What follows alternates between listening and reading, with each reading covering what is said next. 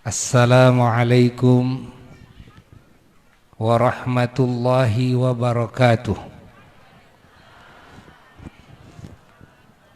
Alhamdulillah wa afdhalus salati wa atammut taslimi ala sayyidina wa maulana Muhammad wa ala alihi wa sahbihi wa mawalah. Wala hawla wala quwwata illa billah. Amma ba'du fa ya ibadallah, usikum wa nafsi bitaqwallah, faqad fazal muttaqun. Wa qala Rasulullah sallallahu alaihi wasallam, an-nikahu sunnati wa fi riwayatin min sunnati, faman raghiba an sunnati falaysa minni. Al-hadits. Hadirin hadirat rahimakumullah, alhamdulillah di sore hari ini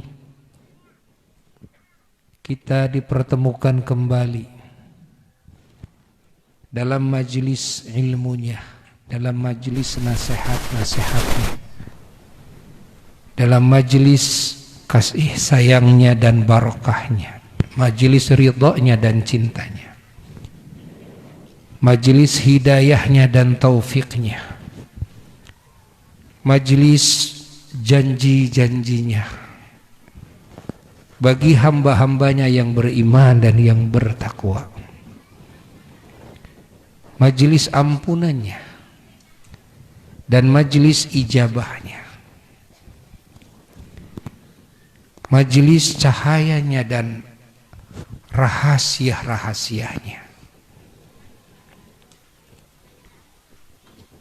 Jazakumullah ahsanal jaza kepada sahibul bait Kang Arif beserta keluarga besarnya yang telah mengundang kita atas nama Allah dan Rasulnya.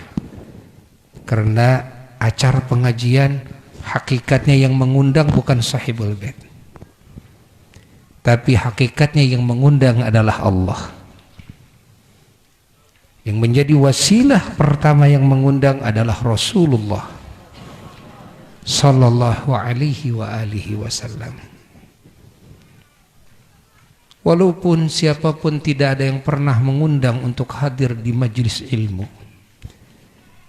di majelis zikir, cukuplah Allah sang pengundangnya. Cukuplah Rasulullah sallallahu alaihi wasallam sang pengundangnya. Karena setiap manusia yang beriman kepada Allah diperintahkan untuk mencari ilmu, diperintahkan untuk duduk di majelis zikir. Maka kita semua alhamdulillah bersyukur bahwa kita dikumpulkan di sini hakikatnya adalah kehendak Allah. Walaupun di diri kita juga ada kehendak, namun kehendak yang ada di diri makhluk kalau menyamai kepada kehendak Allah jadi, dan kalau tidak menyamai kepada kehendak Allah tidak akan jadi. Tetap ketika hati makhluk berkehendak atau hati makhluk tidak berkehendak, maka yang jadi adalah kehendak Allah. Maka kita wajib bersyukur kepada Allah yang mengumpulkan kita semuanya dalam majelis yang agung ini secara wasilah. Kita juga harus bersyukur kepada yang Allah jadikan sebagai wasilah kita bisa berkumpul. Kita mendapatkan warna-warni anugerah dari Allah, wasilahnya adalah niat mulianya sahibul bait. Maka kita doakan semoga Allah Ta'ala melimpahkan karunia kepada sahibul bait, dan juga kepada putra-putrinya yang baru saja kemarin masuk kepada bahtera rumah tangga, yaitu Jang Ade Nurrahman Arif dan juga mantu beliau adalah Neng Alna Dwi Permata Subhana. Semoga pernikahannya oleh Allah Subhanahu wa Ta'ala dihujani dengan keberkahan, dan oleh Allah dihujani dengan rahmat, oleh Allah dihujani dengan hidayah dan taufiknya, oleh Allah dibarengi dengan keridhoannya, dan oleh Allah ditolong, oleh Allah dijaga dari segala kejelekan zahir dan batinnya, dunia dan akhiratnya, dan dikasih kebahagiaan yang abadi dari dunia sampai surga, dikasih derajat yang tinggi, kemuliaan yang abadi dari dunia sampai surga, dikasih keberuntungan yang abadi dari dunia sampai surga. Ketahuilah bahwa tidak semua manusia yang kawin berumah tangga lalu mendapatkan kemuliaan, mendapatkan keuntungan, mendapatkan kebahagiaan yang abadi. Tidak. Justru kebanyakan nasib manusia ditakdirkan oleh Allah, kebanyakannya kebahagiaannya dan kemuliaannya, keberuntungannya hanya sampai kematiannya. Dari alam kubur ke sana, dalam kehidupan yang abadi, mereka tidak ditakdirkan oleh Allah menjadi ahli keberuntungan, tidak ditakdirkan.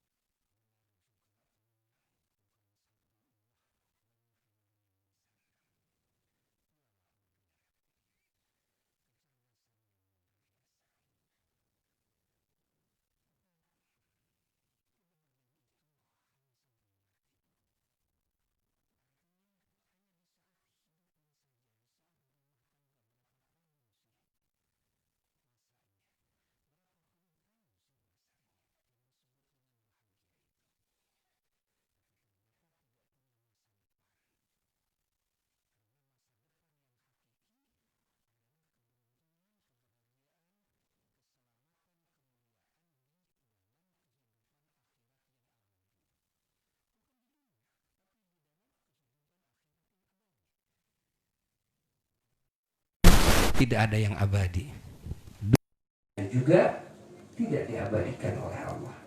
Maka ingin Buya jelaskan kepada saudara-saudara umat Islam bahwasanya kebahagiaan, atau ada istilah sekarang samawa, yakni sakinah, mawaddah, warahmah. Rumah tangga yang tentram, damai. Rumah tangga yang sakinah, itu namanya. Rumah tangga yang penuh kecintaan, satu sama lain saling mencintai, namanya rumah tangga yang mawaddah, yang dipenuhi hatinya sifat sayang, dengan sifat sayang kepada sesamanya. pada teman hidupnya, kepada istri, kepada suami, kepada anak, orang tua. Nah, itu namanya rumah tangga yang rahmah. Namun kafir juga dikasih, kan? Ternyata binatang juga dikasih, hatta singa juga dikasih. Singa itu katanya galak, tapi ternyata kepada istrinya sendiri sayang, cinta. Benar enggak? Kepada anaknya sendiri sayang. Sama. Masya Allah. Semuanya dikasih sakinah mawaddah warahmah. Dan sakinah mawaddah warahmah ini bertambah ketika, kan, bertambah dengan wasilah ya, bukan bertambah, lahir dari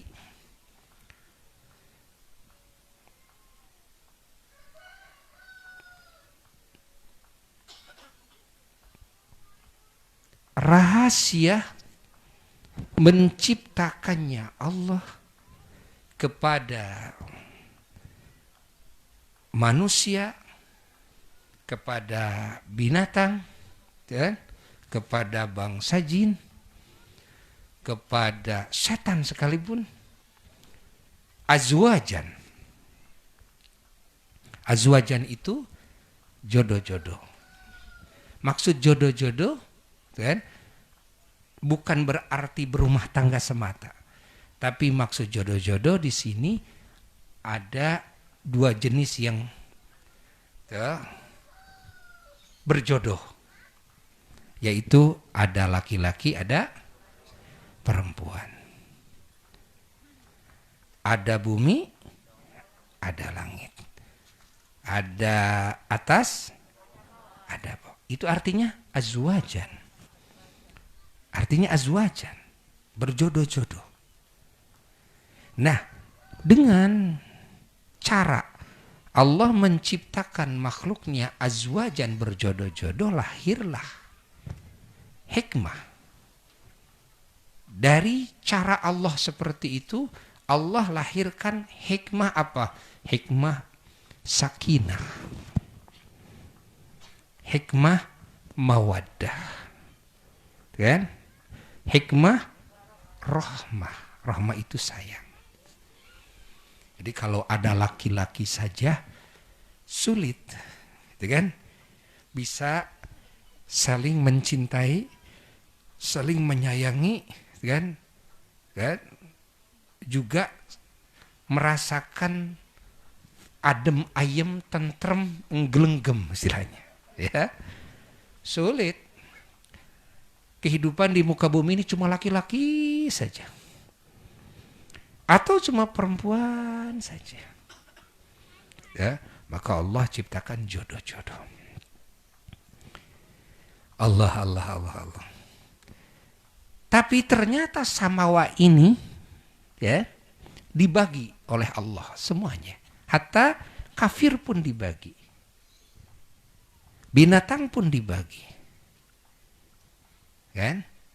Karena samawa ini bukan titik pusat kejaran, pusat cita-cita, puncak bagi hamba-hamba Allah yang beriman. Adapun titik pusat, kan, puncaknya apa yang dicita-citakan oleh hamba-hamba Allah yang beriman bukan sekedar samawa, bukan sekedar hati bisa saling mencintai, bisa saling menyayangi. Bukan sekedar saya merasa tentrem punya istri saya ini, punya suami saya ini. Bukan sekedar begitu. Tapi ada yang dikejar. Apa yang dikejar adalah cintanya Allah. Adalah ridhonya Allah.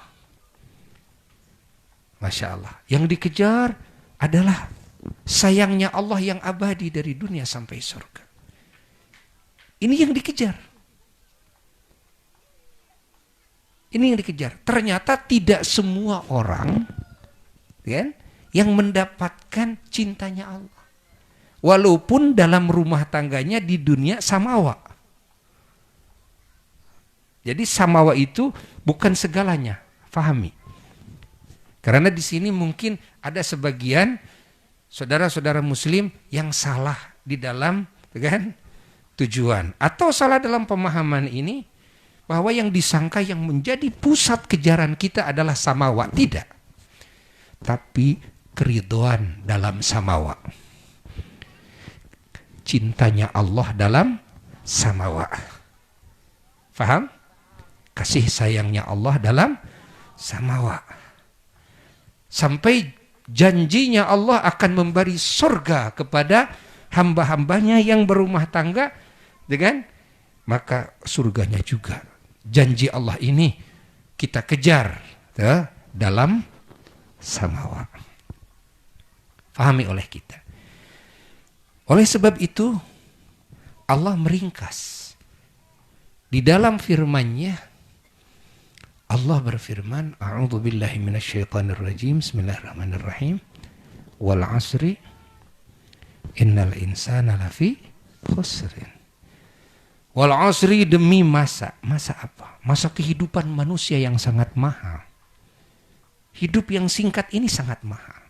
Karena dalam hidup yang singkat ini manusia bisa menjadi ahli surga atau menjadi ahli neraka. Apa yang menentukan? Yang menentukan adalah perbuatan-perbuatannya di saat dia hidup di mana? Di dunia. Nah, semua manusia Allah katakan innal insana, sesungguhnya semua manusia lafi khusrin. Semua ada dalam kerugian. Fahami oleh kita, semua ada dalam kerugian. Jadi kaya dan miskin bukan jadi patokan keuntungan. Sehat dan sakit bukan menjadi patokan keuntungan. Jenius atau bodoh bukan jadi patokan keuntungan. Sekali lagi, kan? Kaya dan fakir, miskin bukan jadi patokan keuntungan.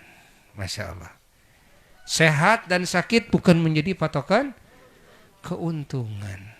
Tingginya jabatan dunia dan sama sekali tidak punya jabatan dunia bukan jadi patokan keuntungan. Punya gelar dan tidak punya gelar, cerdas dan bodoh bukan menjadi patokan keuntungan. Gagah dan lemah, sakti mandraguna dan sama sekali lemah, itu kan tidak menjadi patokan keuntungan.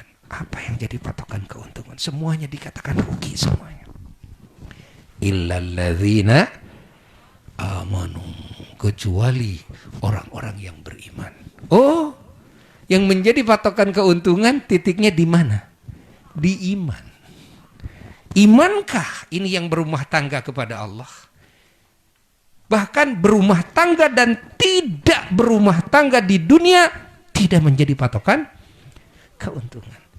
Dari kata sampai mati tidak pernah punya suami, nanti juga akan dikawinkan di surga. Kalau punya iman, kan? Sampai mati tidak pernah punya istri, nanti mah banyak istrinya di surga. Kan? Perempuan yang di dunia sangat takut kalau suaminya kawin lagi, ternyata yang paling dibanggakan di surga kalau punya suami banyak istrinya. Mau tidak mau itu mah. Kan?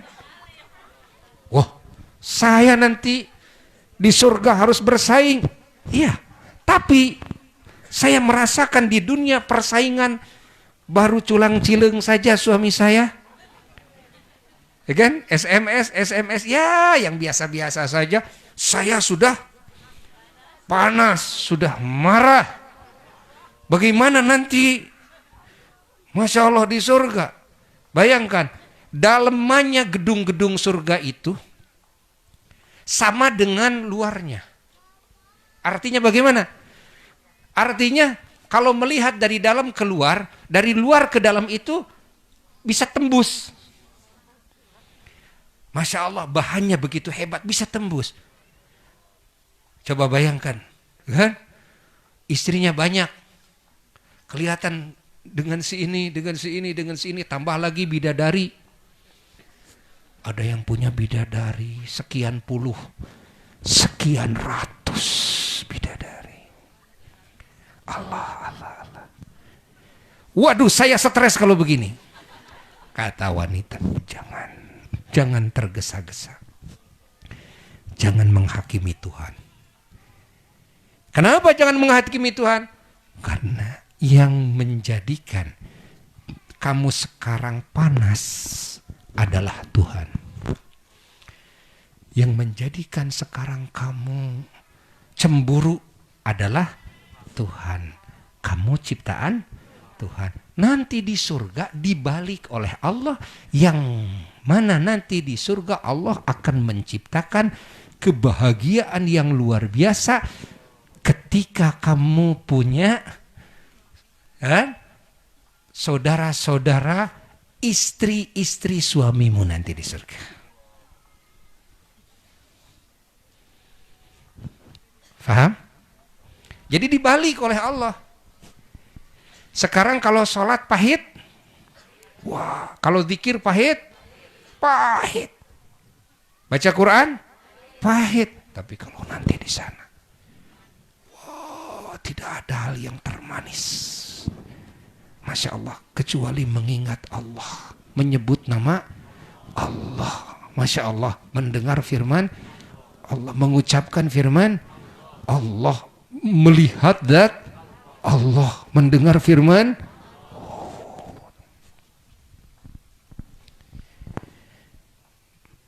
Makanya dalam hadis kita mendengar para nabi itu kalau wafat di kuburnya itu sholat. Di kuburnya biasa sholat, berzikir biasa, Insya Allah. Dan ternyata banyak manakib-manakib para wali dari mulai zaman sahabat, tabi'in, tabi'in, yang ketika lubang lahatnya mau dirapiin, ada yang jatuh, ketika yang mau merapiin itu mau merapikan lahatnya, melihat keajaiban. Ternyata ini mayit, Masya Allah, tidak di tempatnya, dan tempatnya tidak sesempit itu. Dia melihat, Masya Allah, taman yang sangat indah, yang sangat luas sekali. Dia sedang sholat, Masya Allah, di tengah-tengah taman itu. Mayitnya kelihatan lagi sholat. Allah. Dan cerita seperti ini banyak, kejadian-kejadian yang dilihat langsung oleh orang-orang soleh. Subhanallah. Pahami? Sehingga zikir di alam kubur bagi orang soleh menjadi kenikmatan yang luar biasa. Jadi orang soleh di alam kuburnya sholat, zikir, baca Quran. Di zaman Nabi Rasulullah SAW dulu ada sahabat yang dia kecapean lalu naruh sorban di atas kuburan. Lalu terdengar ada yang sedang membaca surat Tabarok di dalam kuburan. Gak ada siapa-siapa. Lalu sahabat tersebut lapor kepada Rasulullah SAW dan oleh Rasul diiyahkan. Jadi ahli kubur, Masya Allah, ahli kubur itu yatazawaruna fi kuburihim, saling menziarahi, Masya Allah, saling melayat satu sama lain. Pengen ketemu sama orang tua, sama nenek, kakek, sama leluhur.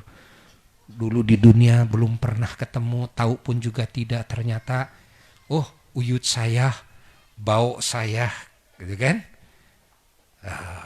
Yang mana mereka orang-orang yang beriman, Masya Allah, ada di tempat anu, ada yang ngasih tahu, saya pingin ketemu. Diantar oleh malaikat. Dan bahkan diantar dalam sebagian riwayat oleh seseorang yang oleh Allah sengaja diciptakan dari amal kita. Jadi amal kita yang nganter. Tapi wujudnya wujud manusia yang sangat ganteng sekali. Anak-anak katanya. Ya? Ganteng sekali. Ini yang nganter-nganter. Oh, mau ke Uyut. Oh, di tempat anu, yuk.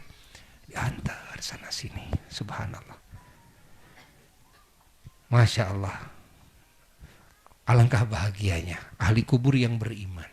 Bahkan bisa bertemu dengan Rasulullah sallallahu alaihi wasallam yang di dunia kita hanya beriman, mendengar tentang ceritanya dan cinta dan sebagainya, memuji dan sebagainya. Tapi nanti bisa bertemu. Dari mulai kapan? Dari mulai di alam kubur. Makanya orang yang beriman, yang soleh, menghadapi mati itu tidak takut. Kenapa? Karena akan bertemu dengan para kekasih. Akan berkumpul dengan para kekasih. Subhanallah. Ya kan? Yang takut itu orang semacam Buya. Ya, orang semacam Buya dosanya banyak. Masya Allah, amal solehnya alah mana atuh. Waduh, tuh kan? Yang ada juga ini apakah diterima atau tidak oleh Allah. Ya kan? Karena diterimanya amal kan bergantung kepada beberapa faktor. Ya, keimanan, ilmu yang sahih, akhlak yang mulia, niat yang lillahi ta'ala, ikhlas yang lillahi ta'ala. Wah, Masya Allah. Begitu menelaah sholat, dan setiap hari yang 5 waktu telaah sholat. Waduh, lagi sholat saja sudah sok kalau direnungkan. Lagi sholat ini belum assalamualaikum. Kenapa? Baru saja saya hilang ingatan kepada Allah. Baru saja saya malah ingatnya kepada si A dan si B. Baru saja ini. Padahal saya sedang baca Al-Fatihah. Belum selesai sholatnya, udah ngawur.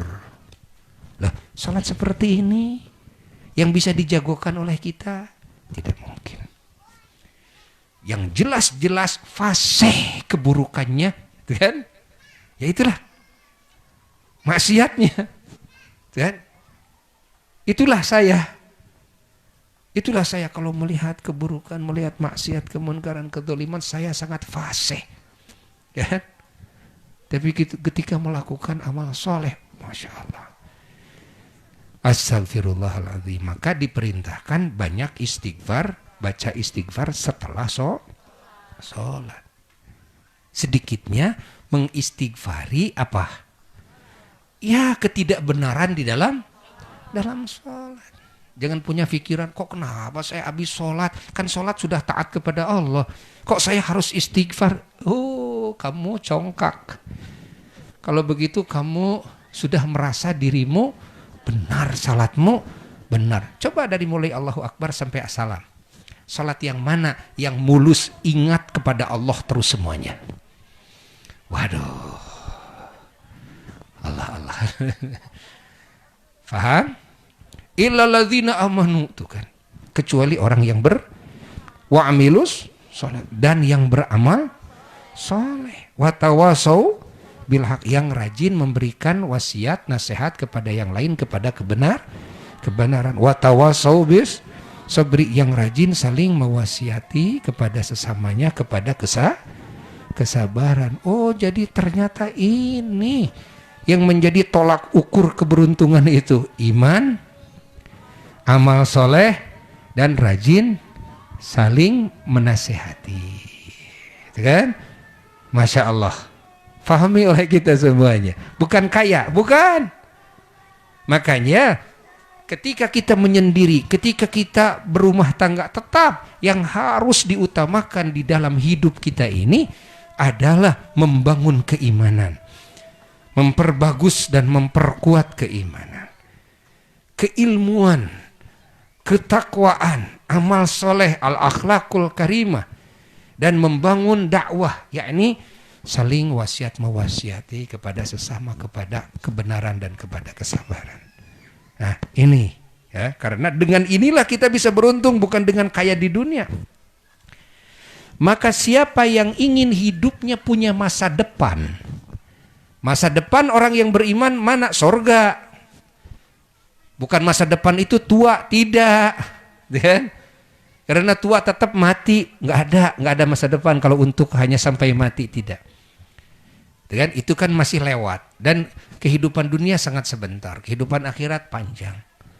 Nah, masa depan yang dijanjikan hanya bagi orang yang beriman dan yang beramal soleh dan yang rajin memberikan wasiat bil haq, kepada kebenaran kepada yang lain, dan wasiat bisabr, kepada kesabaran kepada yang lain.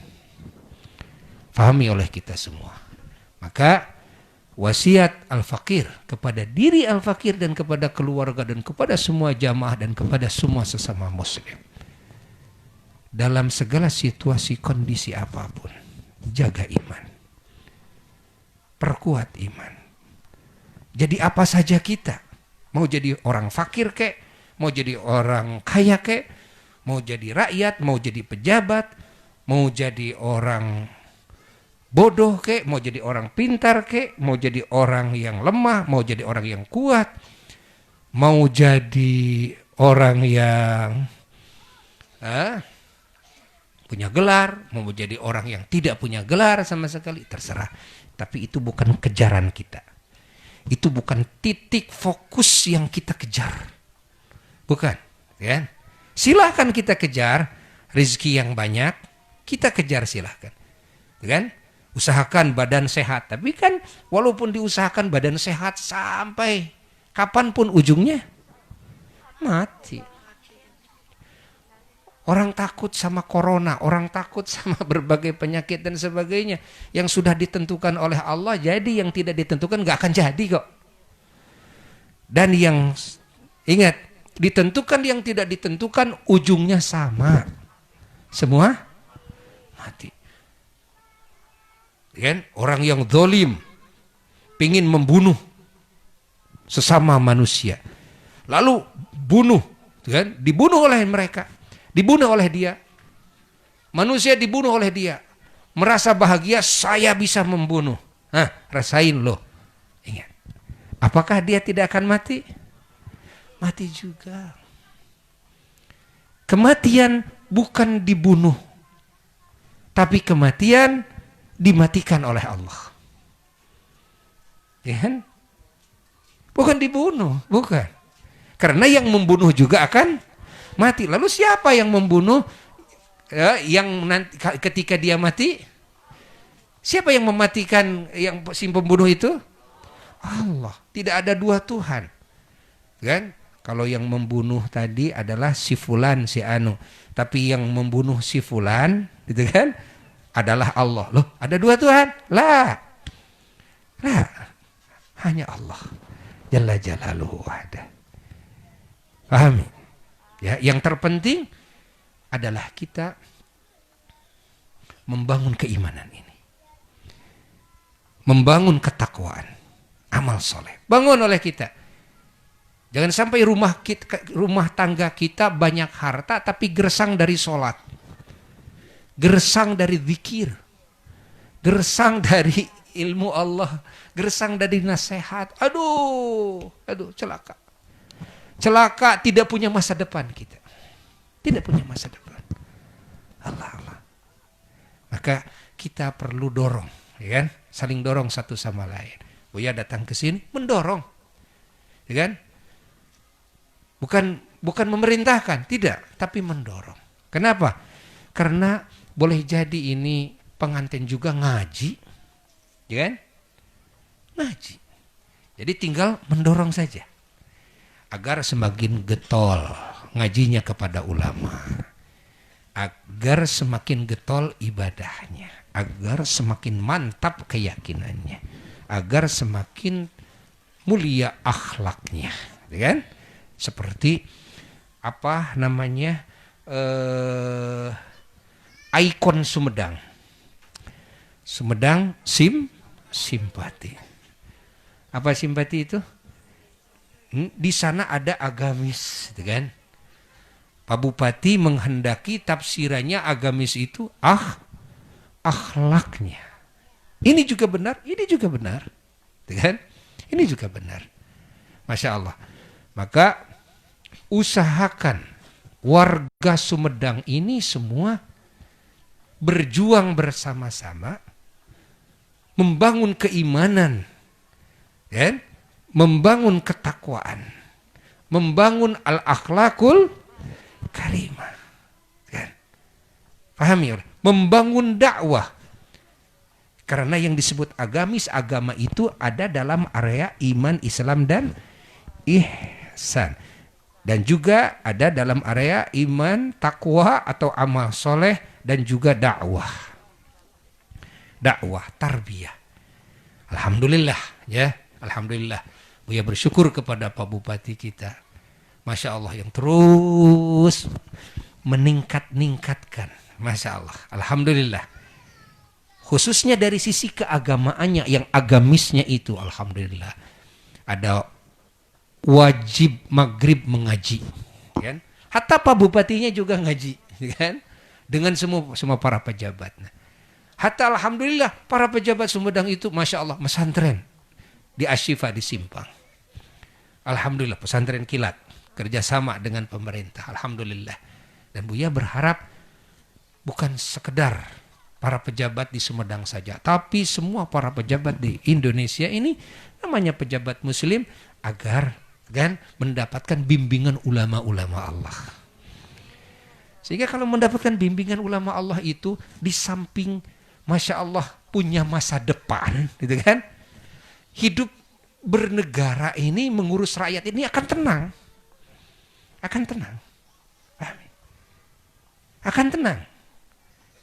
Masya Allah, ketika mengurus negara dengan penuh hidayah, bimbingan dari Allah, dengan akhlak yang mulia. Masya Allah. Ketika interaksi dengan sesama, dengan akhlak yang mulia, dengan hidayah, maka ini akan tenang. Lalu ada yang bertanya, tapi Buya, kan sekarang atas nama Islam, atas nama Quran hadis malah jadi ribut. Maaf, kan? Tidak semua yang mengatasnamakan Quran dan hadis atau mengatasnamakan Islam itu dia sudah memahami dan dia sudah bisa mengamalkan kepada makna-makna Quran dan sunnah tersebut, kepada akhlak-akhlak Nabi, kan? Tidak. Kan? Boleh jadi terjadi, dan ini sudah terjadi, kekeliruan di dalam pemahaman. Lalu kecacatan di dalam penauladanan kepada akhlak Nabi. Kan? Pahami? Kan?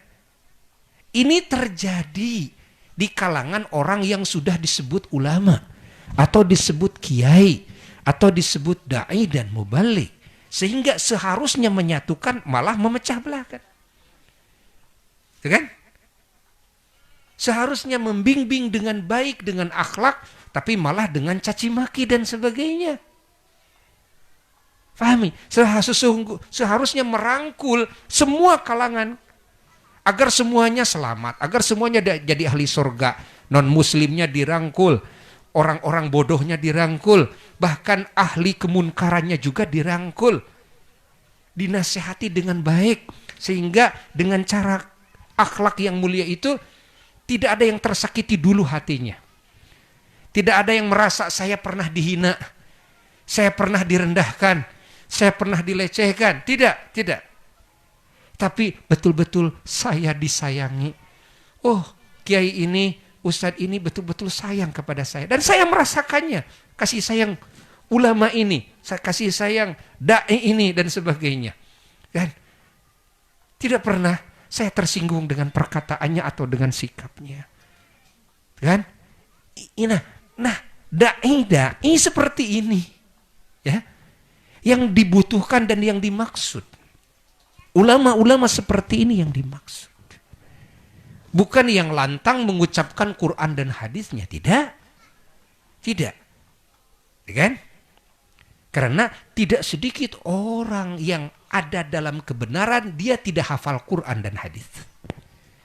Tapi sesuai keyakinannya, pemikirannya, niatnya, perilakunya, ucapannya dengan apa yang diperintahkan oleh Allah dan Rasulnya dalam Quran hadis. Padahal Quran hadisnya dia tidak hafal.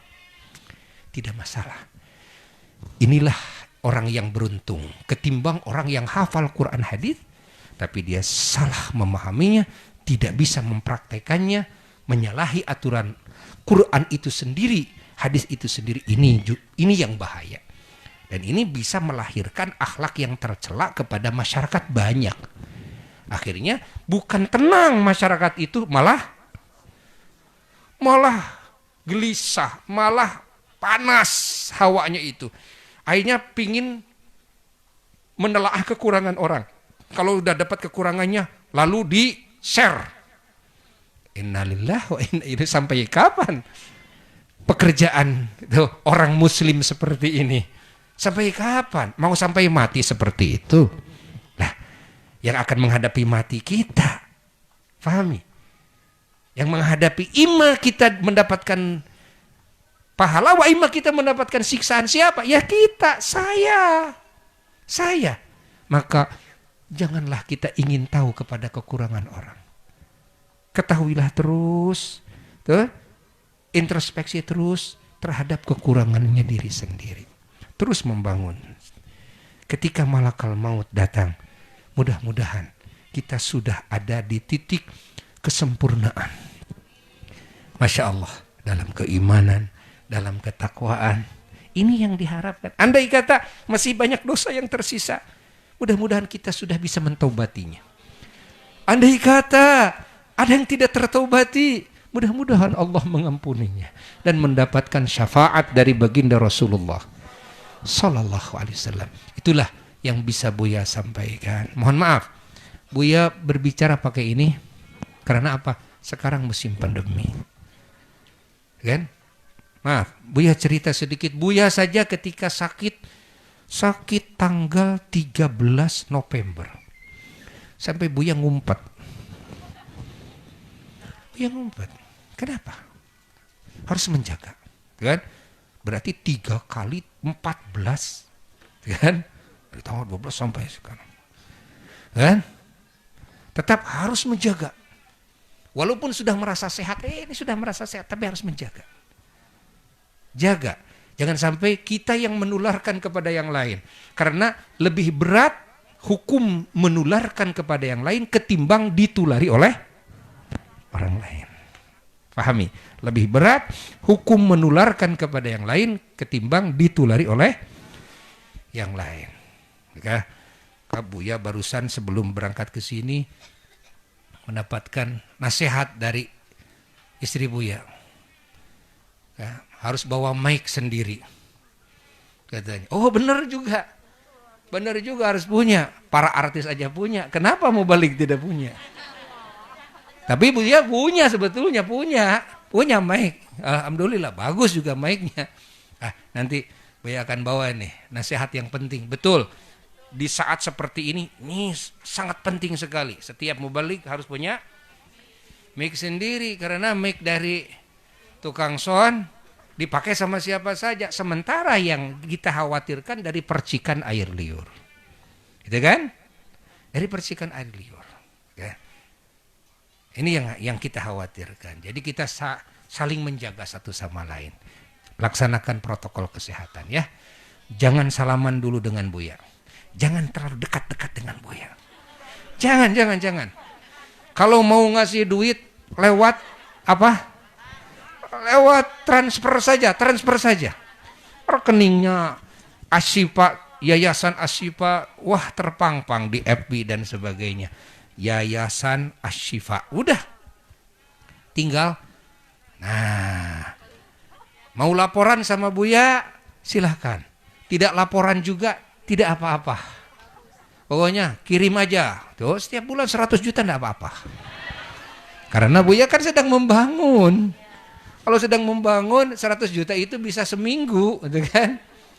Namanya juga lagi membangun, itu kan, membangun pesantren. Kalau kita ingin ikut membangun, ayo Buya ajak. Siapa yang punya rezeki lebih tapi syaratnya yang halal, bukan dapat nipu, bukan dapat riba, dan pokoknya syaratnya yang masukkan ke rekening Yayasan Asyifa, sudah terpang-pang di mana-mana, ya kan? Nah itu masuk ke sistem. Kalau ke Yayasan Asyifa masuknya, alhamdulillah, dan sudah banyak jamaah yang bukan jamaah sekalipun Buya juga gak kenal, tiba-tiba ada yang ngirim, subhanallah, ada yang datangkan batu, ada yang datangkan besi, ada yang datangkan semen. Orangnya nggak ada, ya. Subhanallah. Ya, Buya doakan semuanya siapapun yang ikut berjuang di jalan Allah, ya, bersama Buya khususnya, semoga semuanya dikumpulkan dengan para syuhada. Dibariskan di barisan para syuhada, para ulama, para wali, ya. Para nabi, khususnya Sayyidina Maulana Muhammad SAW. Sekian yang bisa Buya sampaikan. Mohon maaf dari segala kekurangan. Sahibul Bait, Buya tidak akan masuk dulu ke rumah, langsung naik mobil. Wassalamualaikum warahmatullahi wabarakatuh.